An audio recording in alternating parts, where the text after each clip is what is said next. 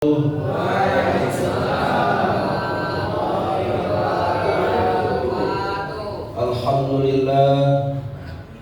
hamdan wa syukran lillah, asyhadu an la ilaha illallah wahdahu la syarika lah, wa asyhadu anna sayyidana Muhammadan abduhu wa rasuluhu la nabiyya ba'dahu.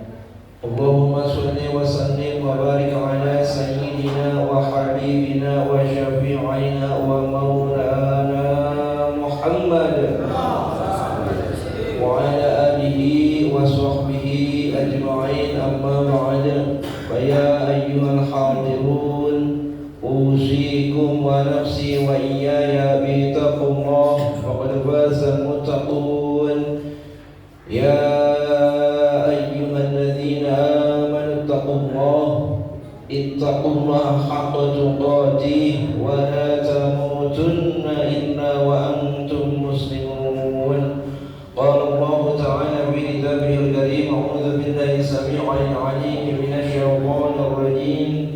Bismillahir rahmanir rahim. Yarfa'illahu alladhina amanu minkum walladhina utul 'ilma darajat. Ayah. Qala Nabi sallallahu alaihi wasallam, talabul ilmi fariidatun ala kulli muslim. Shadaqallah wa shadaqallahul aliyyul azim, wa balagha rasuluna bil habibul karim, wa nahnu ala dhalika minasy syahidin wasyakirin, walhamdulillahi rabbil alamin. Taqabbalallahu minna wa minkum wa taqabbal ya karim. Allahumma anta iftah lana abwaaba bil khair, wa anta tafaddalna alaina bi kulli khair, wa anta ja'alna min ahli al khair.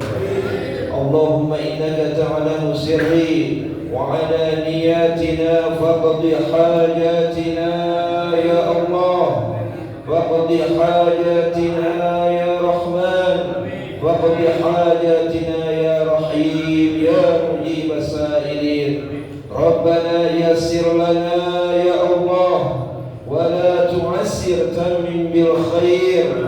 Rabbana yassir lana ya Allah, wa hasil maqasidana, wa hasil maqasidana, wa hasil maqasidana, walhamdulillahi rabbil alamin. Ahbabil kiram, hadirin jamaah sekalian rahimakumullah. Tentunya yang sama-sama kita hormati, kita muliakan, wabil khusus kepengurusan daripada Masjid Nurul Jannah. Oh, Miftahul Jannah, iya, Miftahul Jannah. Sekaligus ketua pengajian paguyuban daripada RW 06, yaitu Bapak Sugiyarto, beserta kepengurusan yang lainnya. Tentunya pula sama-sama kita hormati, kita muliakan kepengurusan daripada Masjid Nurul Jannah RT 02, ya, RT 02. Alhamdulillah hadir diwakili oleh para jamaahnya. Kemudian juga sama-sama kita hormati, kita muliakan kepengurusan dari Masjid Nurul Islam, yaitu Islam, benar ya? Ya, Pak Adius mana ya? Ini suka kebalik mulu antara Nurul Jannah, Nurul Jannah, Nurul Islam, Nurul Iman, itu kebalik mulu. Beserta staf dan jajarannya, ada juga para NIM, kemudian juga para tokoh masyarakat, para sesepuh, berkhusus orang tua kita, Bapak Haji Supoyo, Bapak Haji Wardoyo, Bapak Haji Muhammad Suryadi, kemudian Sahibul Majlis Al-Muhasabah Pak Haji Said, kemudian juga para asatidz hadir para imam, khusus Bapak Ustadz Kamlin, Bapak Ustadz Muhammad Darno, teristimewa yang paling spesial pun para pejabat pemerintahan, alhamdulillah hadir juga Bapak RT Aulia, Bapak RT Willy. Tak lupa pada para jamaah sekalian yang mohon maaf tidak bisa saya sebutkan namanya satu persatu, namun sungguh tidak mengurangi rasa hormat, ta'zim, mahabbah saya kepada semuanya. Insyaallah kumpulnya kita di tempat yang mulia ini, di tempat yang suci ini, itu mendapatkan perhatian yang penuh dengan kelembutan, perhatian yang penuh dengan kasih sayang, sehingga Allah curahkan kepada kita karunia rahmatnya, kasih sayangnya, dan juga keridhoannya. Dan tidaklah kita pulang dari tempat ini kecuali Allah ampuni segala dosa dan juga kesalahan kita. Amin. Apa-apa yang menjadi hajat-hajat kita, apa-apa yang menjadi cita-cita kita, harapan kita, keinginan kita, semuanya dikabul dan juga diijabah oleh Allah Subhanahu wa taala. Amin. Amin ya rabbal alamin. Apa kabar Pak, semuanya sehat? Alhamdulillah. Semoga Allah Subhanahu wa taala senantiasa memberikan karunia kepada kita berupa nikmat sehat walafiat, panjang umur, ditambah-tambah lagi rezekinya yang banyak, tambah-tambah lagi miliknya yang luas, duit kita banyak agak habis-habis, dan juga segala kebutuhan kita semuanya dicukupi. Amin. Amin ya rabbal alamin. Langsung aja kita langsung kepada tema kajian pada malam hari ini seputar Idul Adha. Ya Pak ya? Yang paling identik itu kalau kita ngebahas Idul Adha, itu yang pertama kita bahas tentang kurban. Ya. Kemudian yang kedua kita bahas tentang ibadah ritual haji. Ya Pak ya? Ritual ibadah haji. Kemudian yang ketiga napak tilas daripada pengorbanan yang dilakukan oleh Nabi Ismail dan juga perjuangan daripada Nabi Ibrahim alaihis salam. Nah, yang malam ini kita bahas itu adalah seputar tentang kurban. Ya, apa sih itu kurban? Kurban itu kalau dalam bahasa Arabnya itu asal katanya dari doha yudihu tabhiyatan udhiyah. Ya, itu kurban tuh maknanya. Maknanya apa? Pengorbanan. Ya, maknanya apa? Pengorbanan. Kenapa kok jadi bahasanya jadi kurban? Asal kalimatnya itu qoroba yukribu. Qoroba itu maksudnya mendekatkan diri. Ya, makanya kalau kita biasa pakai bahasa istilah taqarrub ilallah tuh, gitu ya, mendekatkan diri kepada Allah. Dengan cara apa kita berkurban? Menyembelih hewan. Nah, hewan apa aja sih yang sah dipakai buat kurban? Di antaranya yaitu yang pertama hewan unta. Hewan unta. Yang kedua apa? Kambing. Yang ketiga kerbau. Karena dia satu jenis tuh. Sapi sama kerbau itu satu jenis. Jadi boleh Pak kita kurban pakai kerbau? Boleh. Saya waktu di Jawa Timur dulu waktu nyantri, itu kebanyakan masyarakat kurbannya malah pakai kerbau, jarang pakai sapi. Iya. Waktu saya di Jawa Timur itu pakai kerbau. Nah kemudian apa lagi dok? Boleh nggak kurban pakai ayam?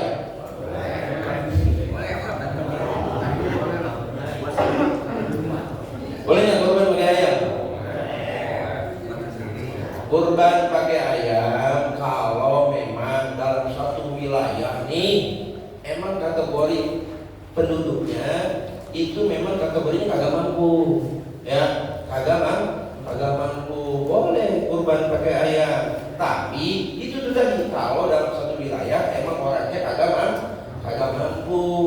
Tapi kalau orangnya banyak yang mampu, banyak yang ngebangun rumah, banyak yang punya mobil, punya gaji, lah kebangetan kepada panitia datang ke masjid nih, Pak saya mau nitip kurban nih, kurbannya tapi ayam.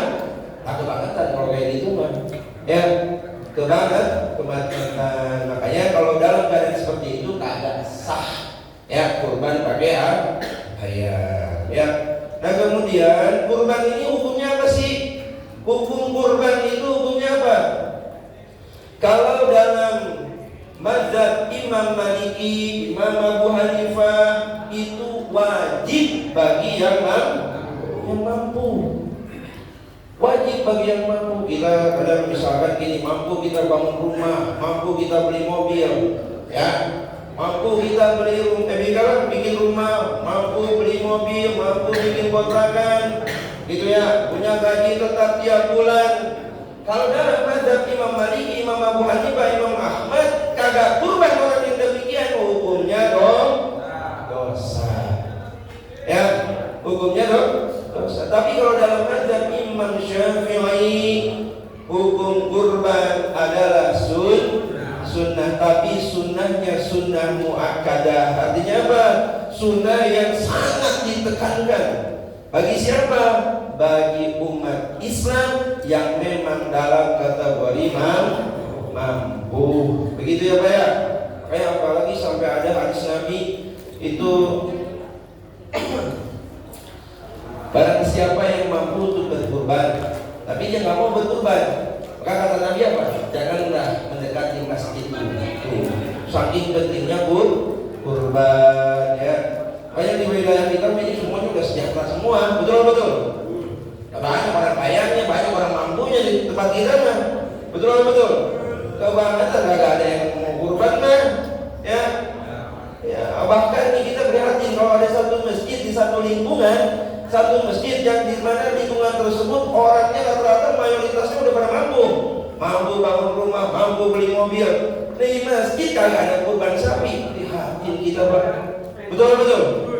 Prihatin kita. Ada yang kurban sapi. Makanya akalinya gimana? Kalau misalkan kalau sapi kan buat berapa orang? 7 orang. Misalkan contoh bikin apa sih namanya itu? Patungan ya. Mendingan begitu. Kenapa? Karena kalau kita bandingkan daging sapi sama daging kambing, itu banyak daging sapi Pak. Ya, daging sapi. Dan juga kalau kambing nggak semuanya orang doyan. Ya, ada yang darah tinggi, ada yang kolesterol. Ya, atau seenggaknya ada yang kurban sapi. Betul. Di tempat kita semuanya kurban sapi, insya Allah. Tapi jangan sampai begini, saking kebangetan kaya. Ustaz saya mau sapi nggak level, Ustaz saya nih mau kurban gajah. Saya kayak gitu. Agak sah kurban gajah, ya agak sah. Nah kemudian di dalam kurban itu orang yang menyembelih kurban, yang pertama dia harus orang muslim. Gimana Ustaz? Di kita ini muslim semua tapi kagak ada yang bisa nyembelih hewan. Nah kalau kayak gitu mah keadaannya darurat. Tapi ada keterangan Pak, orang ahli kitab boleh nyembelih, tapi zaman dulu ahli kitab itu siapa? Orang Nasrani sama orang Yahudi boleh, cuma zaman dulu. Kalau zaman sekarang nggak bisa. Kenapa? Karena syaratnya itu dia haruslah seorang ahli kitabnya yang turun temurun keluarganya sebelum Nabi Muhammad SAW diutus sama Rasul. Ya ada kayak gitu. Nggak ada udah zaman sekarang mah. Ya makanya kemarin MUI ini ngeluarin fatwa apa? Haram menikah dengan yang berbeda agama, sekalipun itu agama Nasrani ataupun agama Yahudi dari golongan ahli kitab. Kenapa? Karena ahli kitab yang zaman sekarang udah gak ada kayak dulu. Itu maksudnya ya Pak ya. Ini kalau kita sangkutin dengan tadi kriteria daripada ahli kitab tadi tersebut ya. Nah kemudian yang nyembeli selain daripada orang yang beragama Islam itu harus tahu tata cara nyembeli ya. Tata cara nyembelinya gimana? Agak asal-asalan. Wah udah buat cacang aja udah, apalagi itu loh yang pakai golok tuh ya, agak dilumahin kerjanya langsung dikepas begitu aja tuh supaya begitu kan ya, itu agak sah itu, meskipun yang disembeli apa?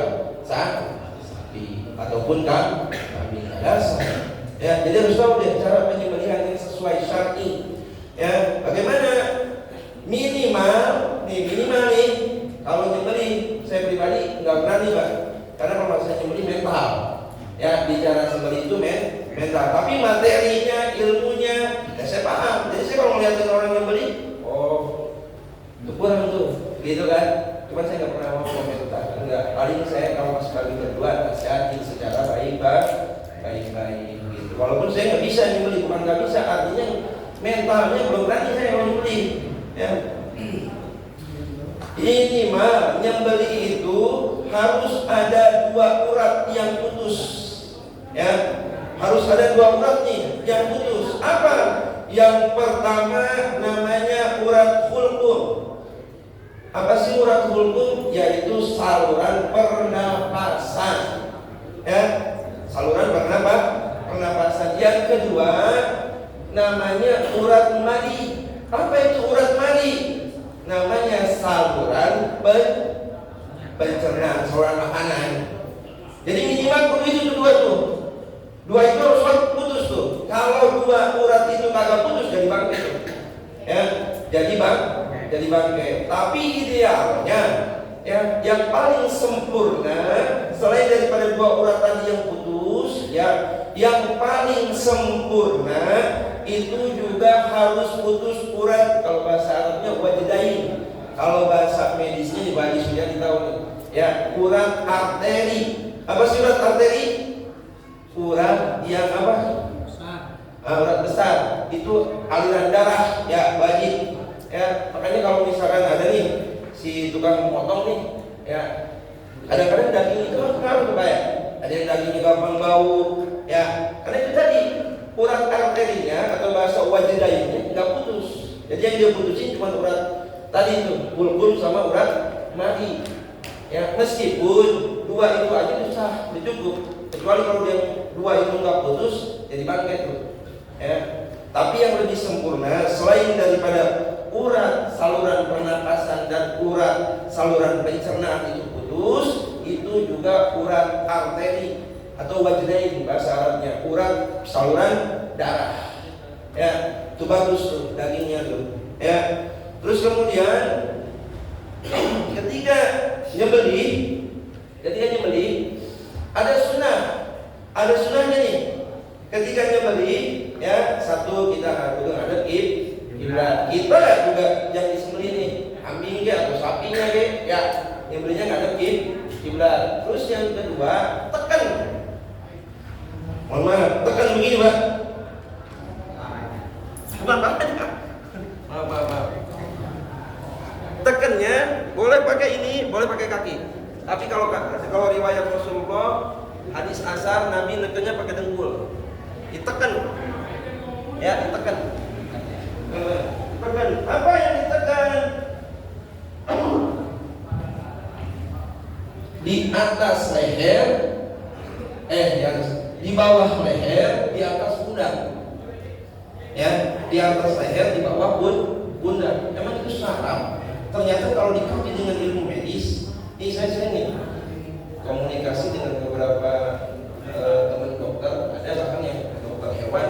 Saya nanya nih, iya Ustaz, memang ada di situ titik-titik yang mana kalau ditekan itu mukjizat Rasulullah nih, Pak. Mukjizat Rasulullah ketika dikaji dengan ilmu sains membawa manfaat yang besar. Ya, ketika dikaji ternyata begitu tuh. Ketika itu ditekan, maka sarafnya itu akan langsung ke otaknya, membawa ketenangan pada si binatang hewan yang tadi itu. Ya, ditekan. Ya, makanya kalau misalnya berapa yang gitu kan hewan tuh, tekan itunya. Pak tahu nggak? Karena nggak ayam kalau lehernya itu kita tepuk, terus masukin ke sayapnya, itu ayam diem loh. Ya, betul. Sama. Ya, kambing juga begitu, punya titik-titik tertentu yang kalau itu ditekan maka akan membuat tenang itu pada kambing tersebut. Kalau badan kita nih, saya pernah belajar itu anatomi tubuh ketika saya belajar bekam. Itu ada di sini nih, sama di bawah leher, di atas pundak, namanya kahil. Ya, itu ketika dibekam, seluruh penyakit yang ada dalam tubuh kita insya Allah tuh dibuang. Ya, dibuang. Namanya kahil. Ya, itu titik utama di situ. Makanya orang kita manusia nih hebat segala apapun, bahaya pundaknya. Ya, segala apapun nih, segala apapun dihajar ininya lah. Tumbang. Hewan juga sama begitu. Ya. Nah, kemudian cara menyembelih supaya dapat posisinya yang tadi itu, yang punggungnya, terus tadi marinya, terus wajdainnya. Kalau kambing nih, ujung rahangnya si kambing itu minimal 3 jari orang dewasa. Nah, udah 3 jari orang dewasa, baru tuh pisau tempel di situ.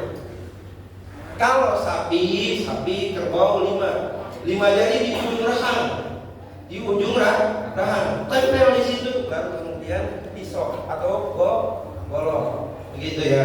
Nah, golok dan pisau ini juga yang digunakan harus tajam banget Pak, tajam, nggak boleh misalkan pakai pisau atau golok yang tumpul, karena nanti nyiksa sih hewan. Sampai ada yang begini, wah yang nyiksa itu apa? Sampai nyiksa begitu. Makanya biasanya kalau alat-alat begitu kan khusus. Saya punya teman orang dagang, ini pisau katanya Ustaz, nggak boleh dipakai buat apa-apa, khusus sudah. Jadi kalau khusus buat sembelih itu khusus, nggak boleh dipakai buat ngacak, buat apa, nggak boleh. Ya, kok bisa begitu? Karena nanti mempengaruhi daripada ketajamannya, gitu ya. Terus kemudian nggak boleh juga yang berkarat. Kali kita punya usaha warisan orang tua, wah ini pusaka apa sih yang aku pakai nih? Biasanya pusaka apa? Keris. Terus apa? Karatan biasanya. Ya, kalau pakai buat sembelih, agak boleh. agak boleh. Ya. Nah, terus selanjutnya, boleh nggak sih kita mewakilkan kepada orang lain untuk nyembelih kurban kita? Boleh nggak? Boleh. Memang sunnahnya kalau kita bisa nih untuk nyembelih, kita disunahkan nyembelih. Tapi pun kalau hewan kurban kita disembelih oleh orang lain, tetap sah meskipun nih tidak disebutkan nama kita ketika penyembelihan. Kenapa? Karena niat itu bukan dalam ucapan, tapi niat itu dalam hati. Nah, kemudian juga ingat, ketika kita beli hewan kurban, kita datang beli hewan kurban, Pak, itu beli hewan kurban buat apa? Ini kurban nih, ini kambing nih, atau kita beli sapi nih buat kurban saya. Ya, misalkan contoh begitu tuh.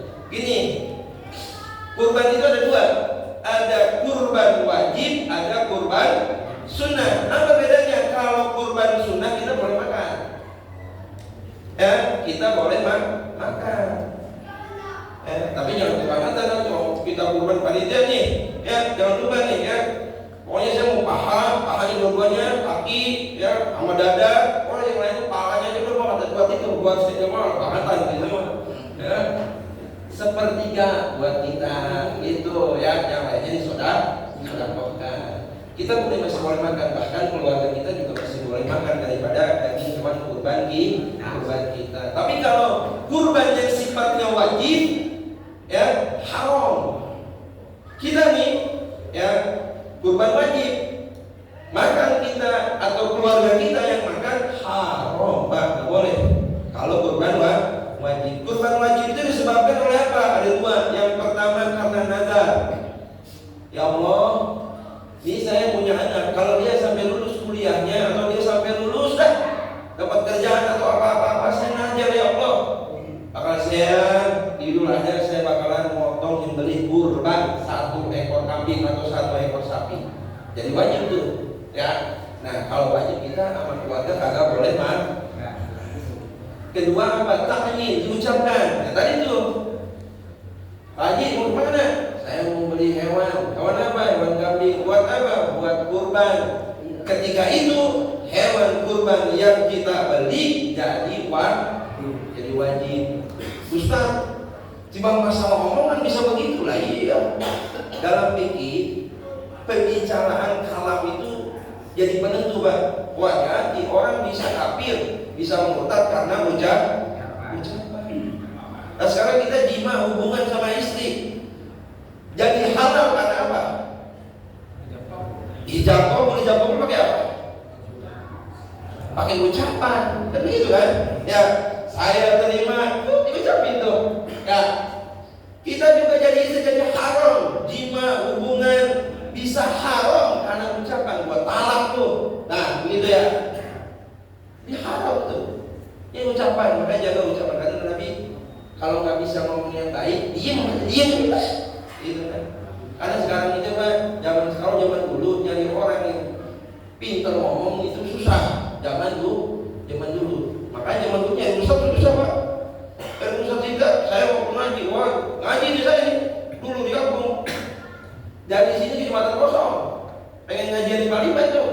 Alif Fatah, alif kasoi, alif domahu, ahiu, ya. Rakaat maghrib itu kan di Jembatan Kosong jalan dulu. Kalau sekarang ustaz banyak, betul. Iya. Kalau zaman sekarang nyari orang yang bil hikmah itu yang susah. Pintar tapi tidak menunjukkan kepintarannya. Ya, dia akan akan menyampaikan apa yang dia ketahui ilmunya, gitu kan. Kalau memang benar-benar dibutuhkan. Sekarang mencari orang yang dengar, ya, yang mau dengar sekarang susah. Ya, kalau orang yang gampang ngomong apa, pintar ngomong banyak banget dah, tapi yang pengen mendengar itu yang susah. Ya. Lanjut ke yang tadi. Jadi gimana caranya? Ini misalkan kambing atau sapi tuntun ke panitia masjid. Panitia misalkan, saya nitip ya, ini hewan kurban sunnah saya. Nah, itu jadi sunnah. Ya, tapi nih saya titip nih, ini kambing nih, sapi buat kurban saya, itu jadi wajib. Tapi tambahin nitip nih buat kurban sunnah saya. Atau misalkan begini bahasanya, kalau dalam kitab Al-Bajuri itu Imam Bajuri bilang begini juga tambahannya. Ini kambing, ini sapi kurban saya, tapi disembelihnya nanti di Idul Adha. Tetap itu jadi kurban sunnah.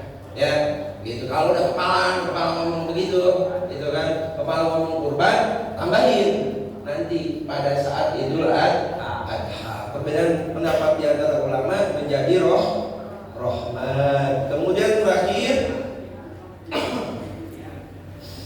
panitia boleh nggak minta upah? Panitia boleh minta upah? Panitia bolehnya minta upah? Boleh nggak? Nggak boleh. Ada siapa?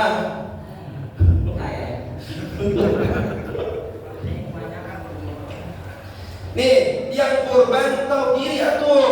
Panitia juga manusia. Panitia itu sifatnya wakil. Ya, sifatnya wakil.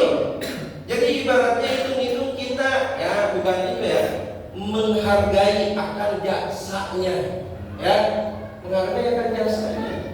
Justru yang haram justru begini, yang haram nih, ya, oh ini buat beli plastik, betul. Ambil aja dulu pakai kas masjid. Nah ini yang haram, Pak. Ya, yang haram kayak gitu malah. Kenapa? Karena kurban itu sifatnya individual. Sifatnya individual, bukan tentang masalah global secara keumatan, bukan. Individual. Maka si pengurban tadi itu mudhofi namanya, yang ngeluarin buat apa? Buat itu tadi, konsumsi, ya plastik. Enak aja, panitia nanti kurban itu apa? Nitip kami nih buat kurban sunah itu enak banget. betul. Tuh, ya, ini salah apa gitu kan? Ya, nah boleh panitia boleh minta upah. Yang nggak boleh itu minta upah ketika nyembelih dari hasil kurban tadi. Jadi misalnya Ustadz Darno nyembelih, terus bayar upahnya pakai daging itu yang nggak boleh. Ya.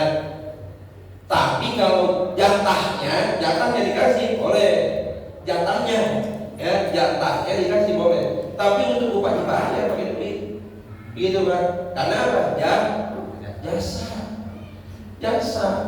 Jadi udah tahu ya, pengertian lah, ya pengertian itu. Yang kedua, boleh kita nyembelih hewan di area sekitar masjid, tapi dagingnya jangan dibawa ke dalam.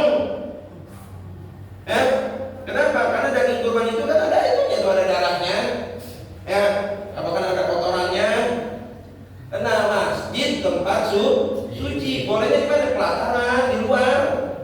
Ya, di luar. Terus kemudian etika ketika nyembelih ini yang jarang, luar dilakuin zaman sekarang. Pak, yang pertama kita nggak boleh nih ngasah pisau, ngasah golok di depan hewan. Ya, yang kedua nggak boleh juga kita nyembelih depan hewan yang lain. Makanya biasanya nggak harus begini, kasih sekat. Jadi hewan kurban sama tempat penyembelihan beda. Hewan kurban, kumpulan hewan kurban ini misalnya gini nih mesin nih, pelataran nih. Hewan kurban ditaruh di situ dah, ya kasih sekat. Terus nyembelihnya di mana? Di situ kayak gitu kan ya. Yang penting nggak kelihatan sama teman-temannya si hewan kurban tadi. Ya, itu. Kenapa? Karena Islam itu rahmatan lil alamin. Islam itu rahmatan lil alamin, saking alaminnya memberikan kasih sayang bahkan kepada hewan. Nah, terus ada pertanyaan, Ustaz, boleh nggak hewan kurban di sekitar kita ini ada non muslim? Boleh nggak dibagi? Ya, non muslim boleh nggak dibagi? Non muslim boleh nggak dibagi kurban? Ada dua pendapat. Pertama, ya haram, nggak boleh, karena kurban itu adalah merupakan syiarnya umat Islam. Tapi ulama yang lain berkata boleh kalau yang Islam ini sekitar RT nih udah kebagian semua, itu udah kebagian Islamnya, orang Islamnya kebagian semua, tapi jatah daging masih ada, gitu kan? Maka boleh dibagikan kepada orang non muslim. Bedanya begini, kalau hewan kurban, kalau kepada fakir miskin itu namanya tamlik, kepemilikan. Makanya biasa kalau kepada fakir miskin dalam keadaan mentah, kalau dibagiin terserah, mau dia jual gitu kan ya. Tapi kepada orang kaya itu subuhan, boleh dalam keadaan mentah ataupun matang gitu ya. Boleh dalam keadaan mentah ataupun matang. Tapi kalau dalam fakir miskin ya boleh kita, wah nih udah jadi sop, nah boleh ya, beli sop mentah begitu ya. Kayak saya kasih kesempatan, ada yang mau nanya apa kita tutup? Karena kalau kita membahas kurban kok nggak akan selesai Pak. Ya, ada yang mau nanya sesi terakhir tentang masalah kurban? Cukup.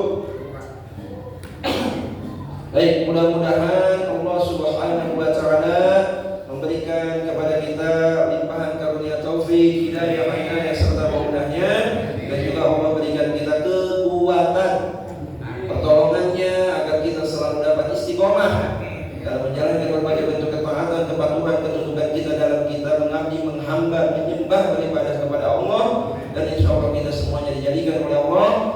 termasuk daripada golongan hamba-hamba Allah yang sholihin, hamba-hamba Allah yang muttaqin. Insyaallah kumpulnya kita di dunia, kelak Allah kumpulkan kita kembali di dalam syurganya. Allah ridho kepada kita di dini wa dunia wal akhirah. Amin. Amin ya rabbal alamin. Kurang dan lebihnya saya mohon maaf. Barakallahu lana wa lakum fi rahmatillahi ta'ala bil khair. Billahi taufiq wal hidayah wal ridha wal inayah wal afwa minkum. Tsumma assalamu alaikum warahmatullahi wabarakatuh.